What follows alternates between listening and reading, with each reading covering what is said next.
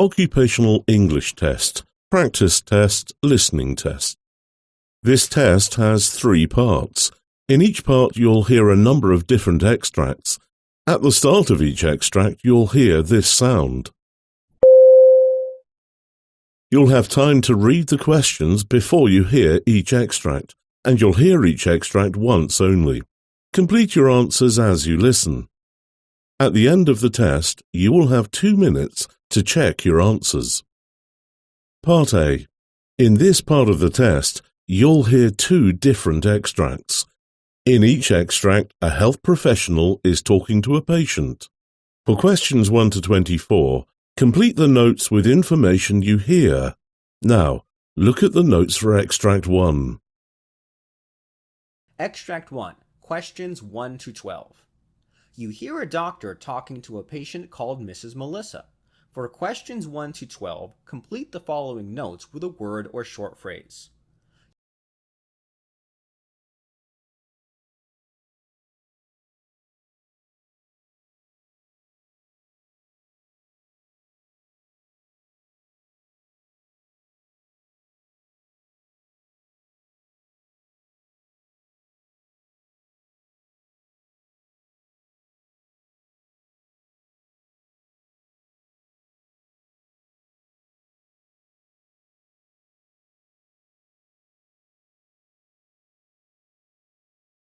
Good morning, doctor. Good morning. Please be seated. May I ask why you have come to see me? Well, I have had a sudden onset of pain by lifting a weight of about 40 pounds at my workplace. I have developed pain on my left hip. Although the pain is dull, it is aching and stabbing. The severity ranges from mild to severe. The pain is present constantly and worsens while sitting, twisting, lifting, or riding in a car. The pain improves after resting. Sleep alteration due to pain is positive, and I wake up after getting to sleep. I'm feeling depressed all the time due to this persistent pain and have lost my interest in all activities. I get insomnia, lack of concentration, fatigue, and loss of energy. Do you have pain on your spine? Yes, doctor. Your age? 48, doctor. Are you attending your work? No, doctor, I am not going to work. Have you been immunized before? Yes, doctor. I had flu vaccine 2 years ago and pneumonia vaccine 5 years ago. Do any of your family members have a history of illness? My father is 79 and had a cerebrovascular stroke and hypertension. My mother had a congestive history of heart failure and died at the age of 70. Tell me if you have any past medical history. I had an appendectomy 7 years ago and a cholecystectomy 3 years ago. Do you drink or smoke? I used to smoke before, but I have stopped smoking nowadays, and I drink socially. What medications are you taking now? I am taking Lortab 10 milligrams whenever I get pain. Are you allergic to any medication? No, doctor. Well, your MRI shows small central herniated nucleus pulposus at L4/5, bulge at L3/4. There is a shallow left parasag, herniated nucleus pulposus at L5/S1. There is an entrapment of the superior gluteal nerve in the aponeurosis of the gluteus medius left, and you are also suffering with depression and sleep disorder. So I would recommend you take a treatment for superior gluteal nerve block left. I am going to prescribe you baclofen 10 milligrams before bedtime, flurbiprofen 100 milligrams twice a day, hydrochlorothiazide 25 milligrams once in a day, and Klonopin 0.5 milligrams before bedtime. Continue these medications for 3 weeks and meet me thereafter for a scheduled follow-up for medical management and reevaluation of your condition. Depending on your condition after 3 weeks, I will decide if any diagnostic or therapeutic intervention is required or not. Okay, thank you, doctor. Extract 2. Questions 13 to 24. You hear a physician talking to a patient called Rasputin. For questions 13 to 24, complete the following notes with a word or short phrase. You now have 30 seconds to look at the notes.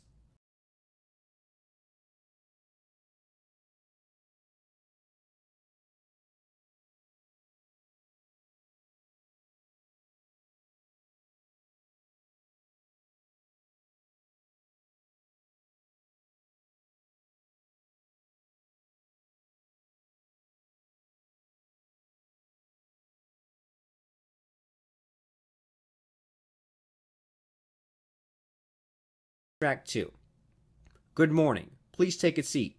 Tell me about your problem. Good morning, doctor. I currently work as a phlebotomist and respiratory therapist in a hospital.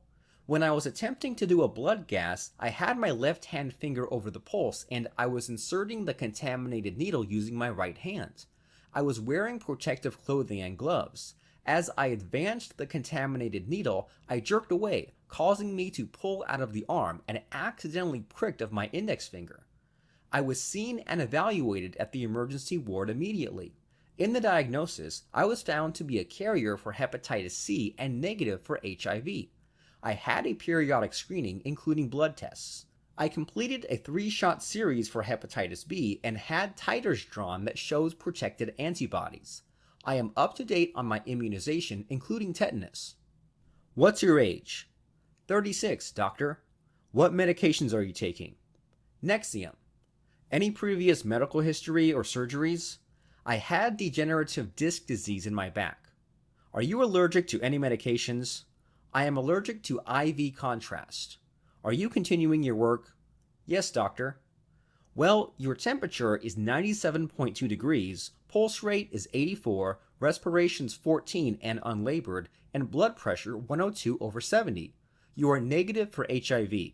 You have no other symptoms suggesting acute hepatitis. Your liver function test is normal at 18 and you have no signs of infection. You have developed acute intestinal illness due to blood-borne pathogen exposure secondary to contaminated needle stick. Continue with Nexium 20 milligrams a day until the condition improves. Otherwise, you are medically fit and no need for further diagnosis or treatment. Thank you, doctor. That is the end of Part A. Now look at Part B. Part B.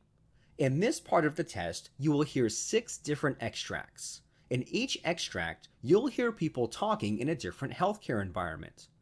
For questions 25 to 30, choose the answer A, B, or C, which fits best according to what you hear. You will have time to read each question before you listen to the audio. Complete the answers as you listen to the audio. Now look at the question 25. You hear a monologue by a physician explaining to his staff about cutaneous manifestations. Now read the question.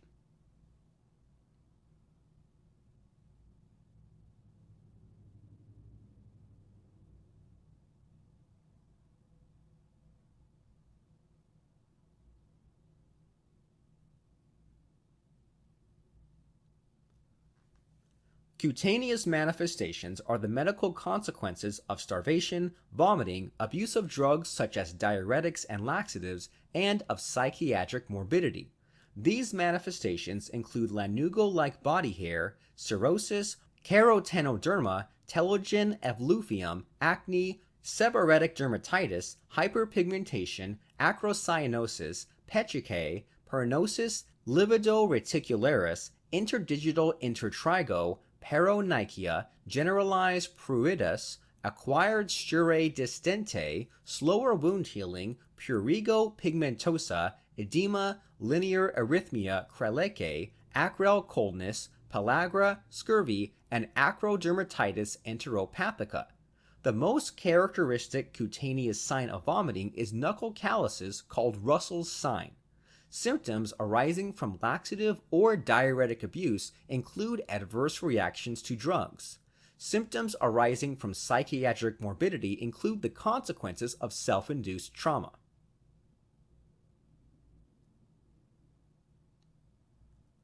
Question 26. You hear a monologue by a physician explaining to his staff about symptoms of anorexia nervosa. Now read the question.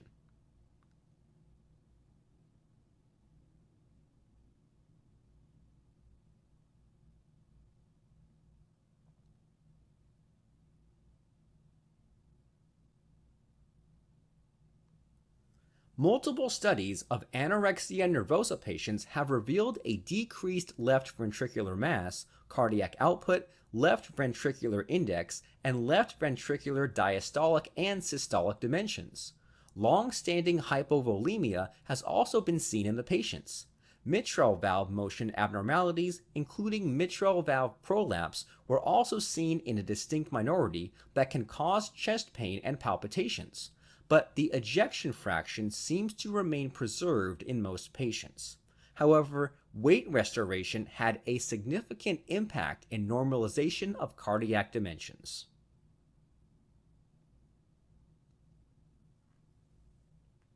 Question 27. You hear a discussion between a physician and his nurse about endometriosis. Now read the question.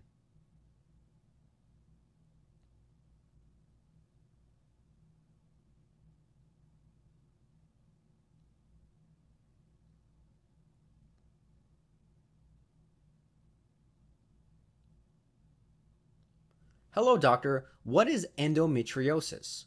Well, endometriosis is a disorder when the tissue that forms the lining of uterus grows outside of the uterine cavity.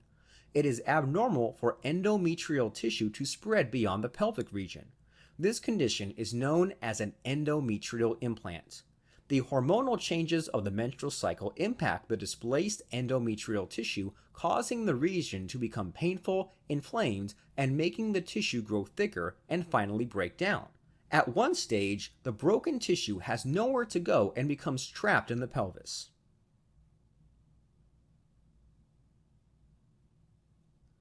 Question 28. You hear a discussion between a physician and his nurse about treating the signs of eating disorders. Now read the question.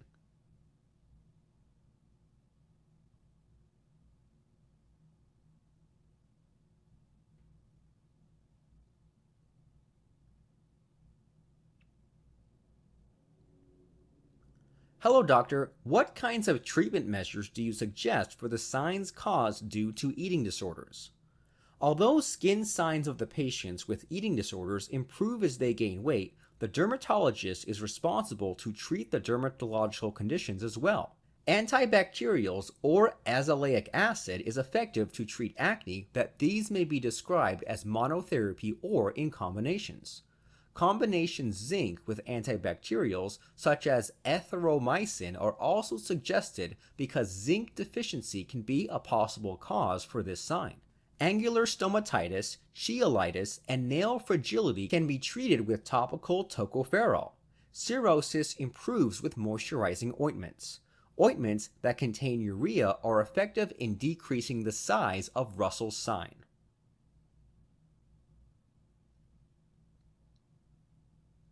Question 29. You hear a discussion between a physician and his junior about pain transmission. Now read the question.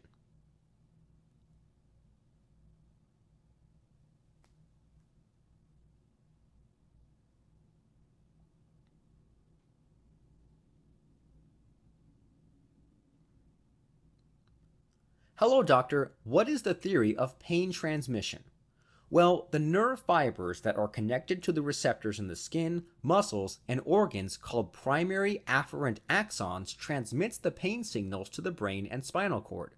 These axons of various sizes may be myelinated or unmyelinated that are classified into different groups based on their size, namely A alpha, A beta, A delta, and C nerve fibers. All of the A afferent axons fibers are myelinated, while C afferent axons fibers are unmyelinated.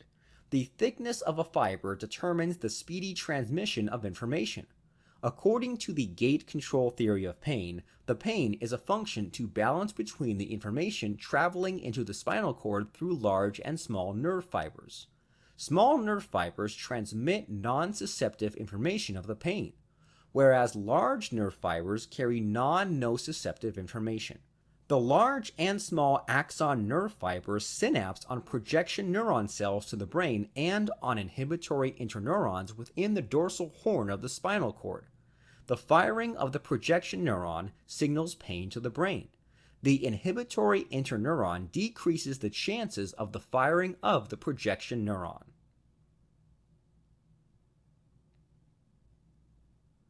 Question 30. You hear a discussion between a physician and his nurse about subclinical seizures. Now read the question.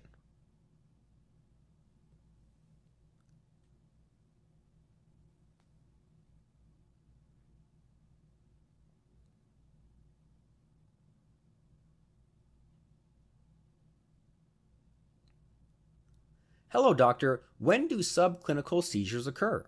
Well, subclinical seizures occur due to unusual electrical activity within the brain. Often, the symptoms are unnoticed, even by the patient.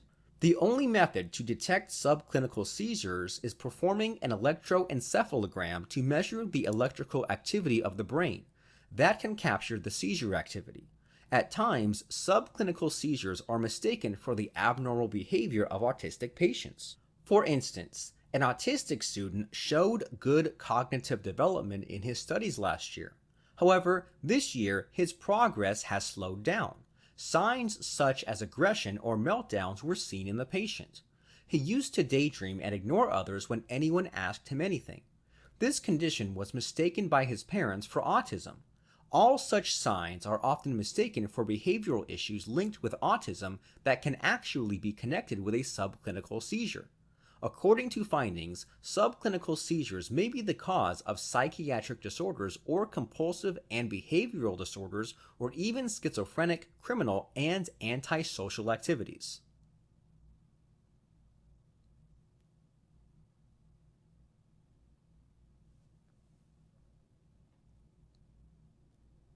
That is the end of Part B. Now look at Part C.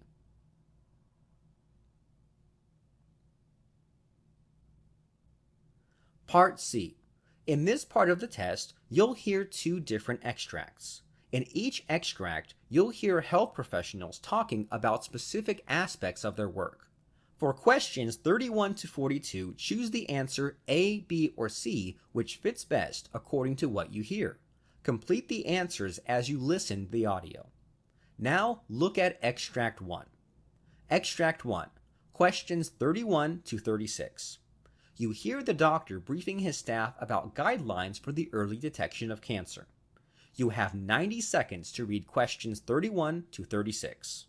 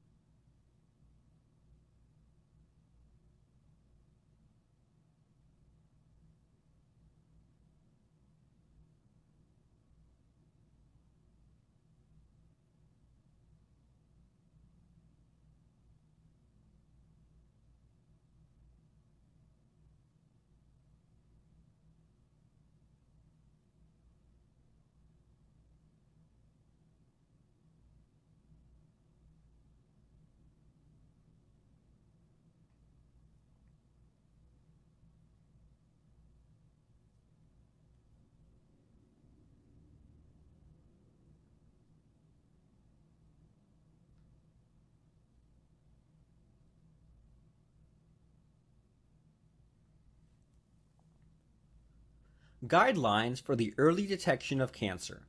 I am going to explain to you the guidelines for screening different types of cancers. These screening tests are suggested to detect cancer before the patient develops any symptoms. Colon and rectal cancer and polyps. Starting regular screening at the age of 45 is suggested for people at average risk of colorectal cancer. The screening can be performed either with a sensitive test that examines for cancer signs in the stool of the person or with an exam to look at the colon and rectum. This can be done either with a sensitive test that looks for signs of cancer in a person's stool or with an exam that looks at the colon and rectum. If the person is maintaining a good health, he should continue with regular screening through to the age of 75. For people aged 76 to 85, they should confirm with the physician whether continuing with the screening is right or not. People above 85 should no longer get colorectal cancer screenings. If the person wishes to be screened with a test other than a colonoscopy, any abnormal result should be followed up with a colonoscopy. Cervical cancer. Cervical cancer screening should begin at age 21. However, women below 21 years should not be screened. Women between 21 to 29 should have a Pap screening done once in every 3 years. However, HPV screening should not be performed for this age group unless it is required after an abnormal Pap test result. Women between 30 to 65 should have a Pap test in addition to HPV test termed as co-testing done every 5 years. This is the most suggested approach. However, having a Pap test alone is also okay for this age group. Women above 65 who have had regular cervical cancer screening for the past 10 years with normal results should not be tested for cervical cancer. Once screening is discontinued, it should not be started again. Women with a history of severe cervical precancer should continue screening for at least 20 years after that diagnosis, even if testing goes past age 65. The women whose uterus and cervix have been removed, total hysterectomy, for reasons not related to cervical cancer and without any cervical cancer history or severe precancer should not be screened. Women vaccinated against HPV should still follow the screening recommendations for their age groups. Women with a history of HIV infection, organ transplant, DES exposure, etc. may require a different screening schedule for cervical cancer. Breast cancer. Women from 40 to 44 should have the choice to start annual breast cancer screening with mammograms. Women from 45 to 54 should get yearly mammograms. Women above 55 may get mammograms once in every 2 years. Screening should continue as long as a woman is in good health and is expected to live more than 10 years. Women should be well informed with the known benefits, potential harms, and limitations linked to breast cancer screening.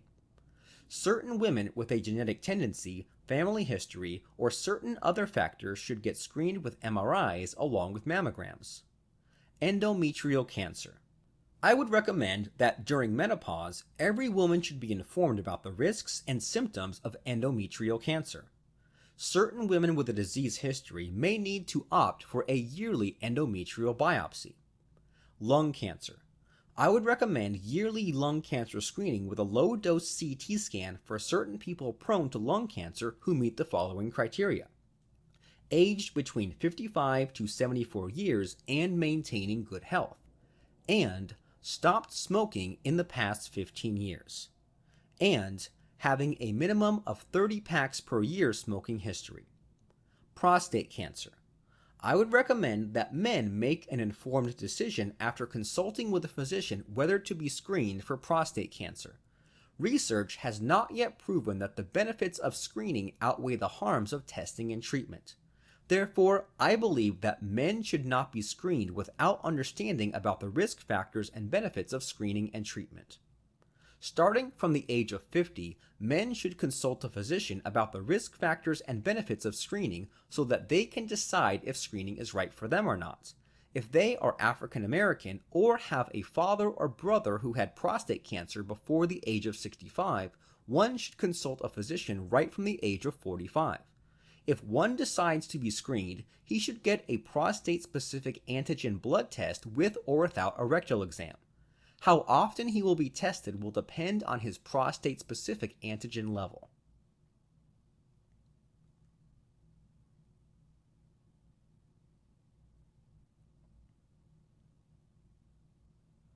Extract 2. Questions 37 to 42. You hear the doctor giving a lecture on the effect of disrupting gut-brain communication. You have 90 seconds to read questions 37 to 42.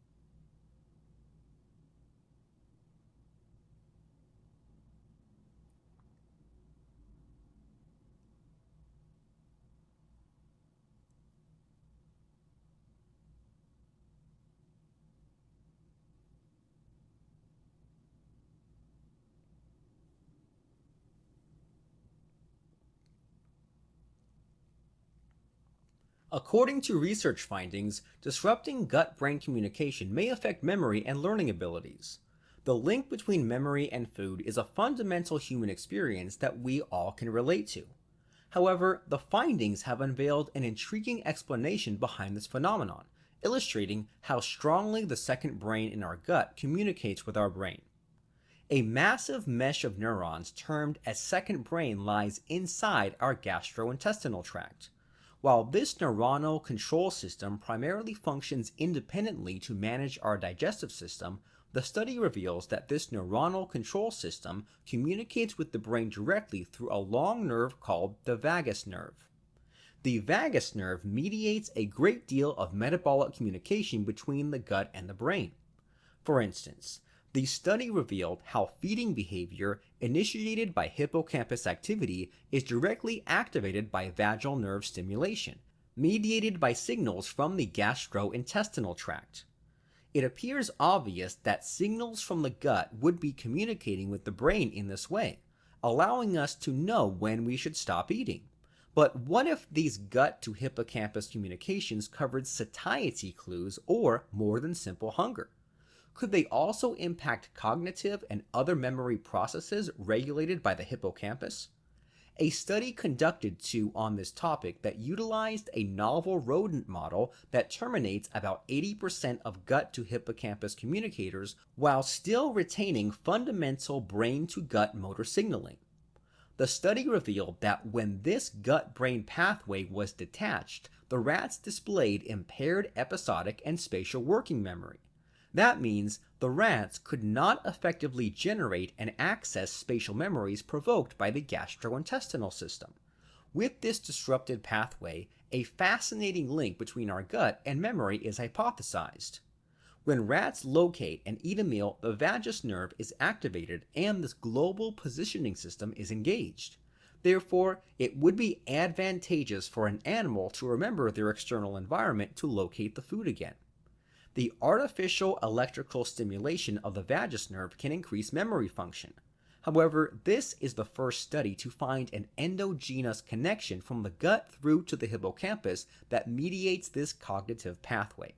Interestingly, this study revealed that the specific vagal nerve disruption studied here did not affect social learning, body weight, or anxiety.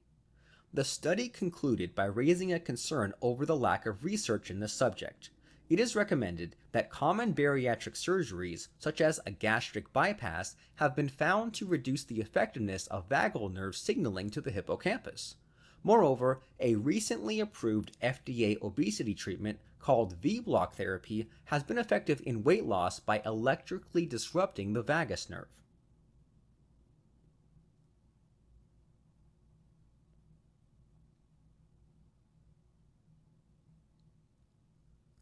That is the end of Part C. You now have 2 minutes to check your answers.